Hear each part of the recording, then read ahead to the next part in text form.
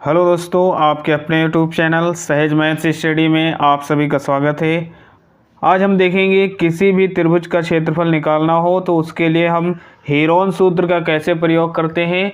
वो त्रिभुज चाहे जैसा दिया गया हो, चाहे वो समबाहु त्रिभुज हो और या फिर समद्विबाहु त्रिभुज हो या फिर विषमबाहु त्रिभुज हो या समकोण त्रिभुज हो, चाहे जैसा त्रिभुज हो, हर एक त्रिभुज में हम इस हेरोन सूत्र को रखकर उसमें उसका क्षेत्रफल निकाल सकते हैं।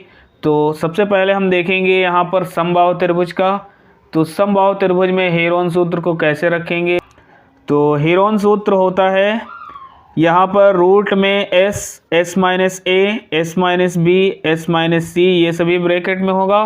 और इसमें ये जो दिया गया है एस, तो एस क्या होता है, एस होता है पहली भुजा प्लस दूसरी भुजा प्लस तीसरी भुजा। पहली, दूसरी, तीसरी सभी को जोड़ देंगे तो पहली भुजा ए, दूसरी भुजा बी, तीसरी भुजा सी। किसी को हम ए, किसी को बी, सी मान सकते हैं। तो यहाँ पर तीनों भुजाओं का योग फिर बटे 2, जैसे ही हम 2 से भाग दे देंगे तो ये हो जाता है एस, जिसे कहते हैं अर्ध परिमाप। और अर्ध परिमाप सेमी पेरीमीटर, इसलिए इसको एस से दर्शाते हैं।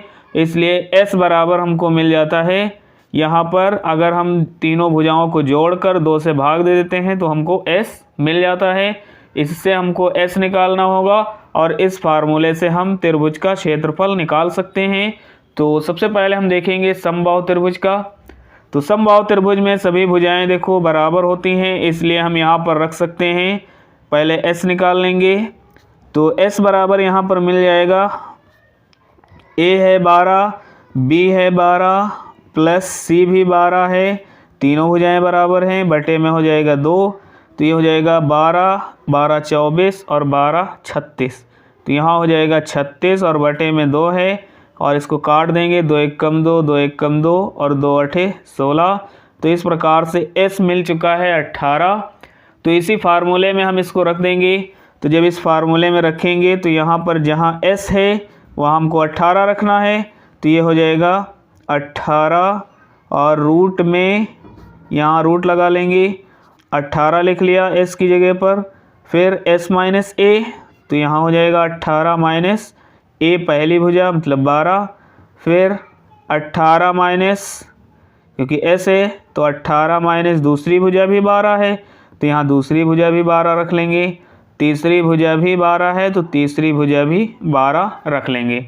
अब इसमें हम माइनस कर लेंगे और जब माइनस करेंगे तो यहाँ पर हमको मिलेगा रूट में 18 और 18 से 12 घटेगा तो यहाँ पर 6 मिलेगा, तो लिख लेंगे 6।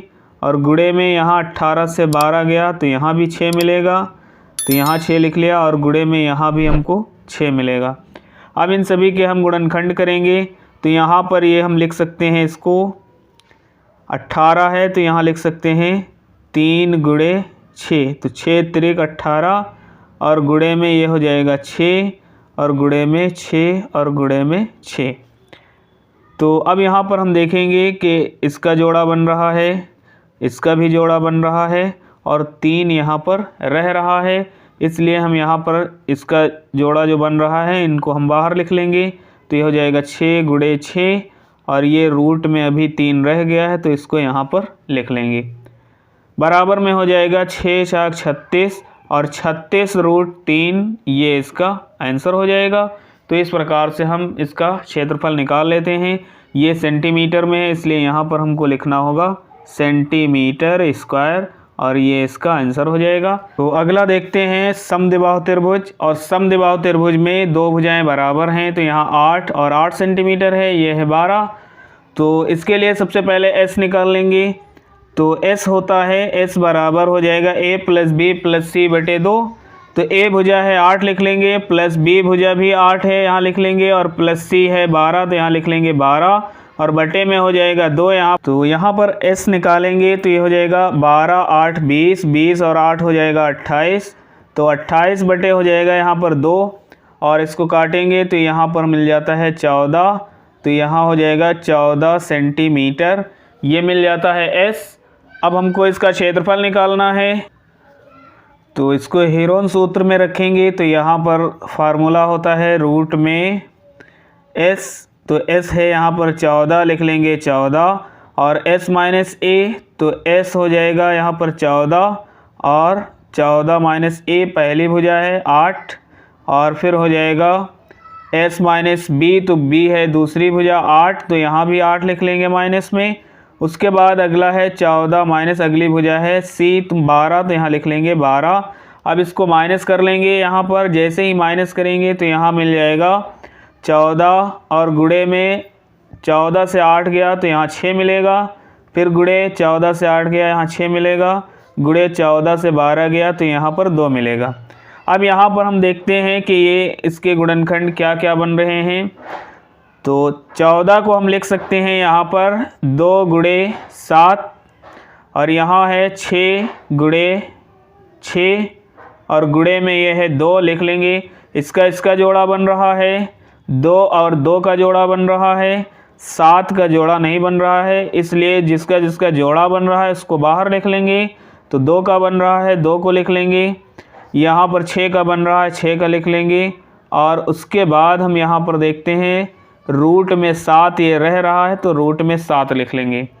उसके बाद यहाँ 6 और 2 का गुणा करेंगे तो 6 दूनी हो जाएगा 12, और रूट में 7 है तो 12 रूट 7, तो 12 रूट 7, और ये सेंटीमीटर में दिया है इसलिए हम यहाँ पर लिख लेंगे सेंटीमीटर स्क्वायर, और ये इसका आंसर हो जाएगा।